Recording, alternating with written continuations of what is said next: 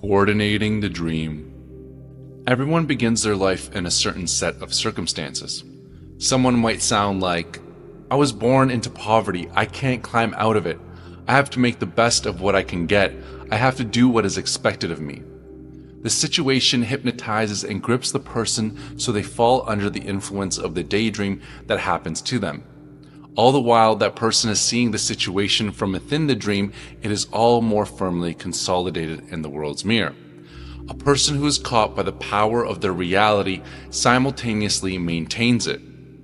As the saying goes, the poor get poorer and the rich get richer. Focusing too much on the reflection traps you in a subconscious daydream where you're controlled by circumstances. As long as you're anxiously watching the mirror, reality will dominate you. It's like being fully absorbed in a movie, except in life, the immersion is much deeper. The reflection pulls you into the mirror circle. To shift from a subconscious to a conscious dream that you can control, you need to change where you focus your attention. So how can you transform your existence from a subconscious into a conscious dream that you can control? You need to understand this. In this world, there's you and the mirror. When your attention is focused on the reflection, you're inside the mirror.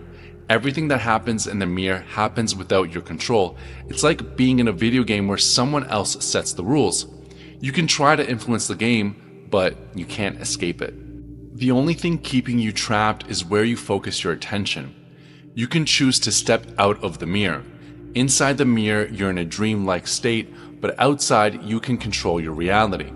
Both sides of the mirror are part of the same world, but inside the mirror, reality controls you.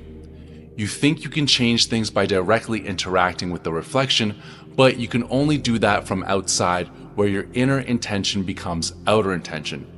To move from inside to outside, shift your attention from the reflection to the image. Once you realize you're standing in front of a mirror, you can start shaping your reality with your mental image. Once you break free from the illusion, you need to follow the fifth mirror principle. Shift your thoughts from what you don't want to what you do want, from what you don't like to what you like, from illness to health, from problems to solutions. If you observe your life, you'll notice that you often accept situations as inevitable. You're used to passively experiencing life as it happens. At best, you resist, trying to force things to go your own way, but all you need to do is change your relationship to reality. Shift the image in front of the mirror. Once you do this, you'll no longer be a victim of the game. Instead, you'll start shaping your life according to your will, no longer just reacting, but actively creating. Now a new rule applies. When you face what seems like an unlucky situation, accept it and declare it successful. To escape the mirror, you must follow this rule. It's not enough to simply change your thoughts, you must shift your mindset from trying to control every detail to adjusting dynamically.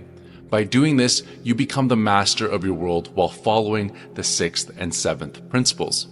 Normally, the mind objects if impending events do not fit with its ideas of what should be happening. Now it has to be the other way around. Every time the mind expresses its dissatisfaction about a deviation from the script, you have to quickly come to your senses and readily accept the change.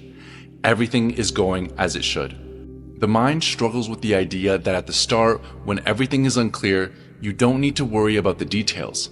It will keep focusing on how things might happen and come up with negative scenarios. You just want to tell the mind, stop worrying, it's not your job is to focus on the end goal. People often block their own plans. When you make a wish, the mind creates a rough plan of how things should unfold.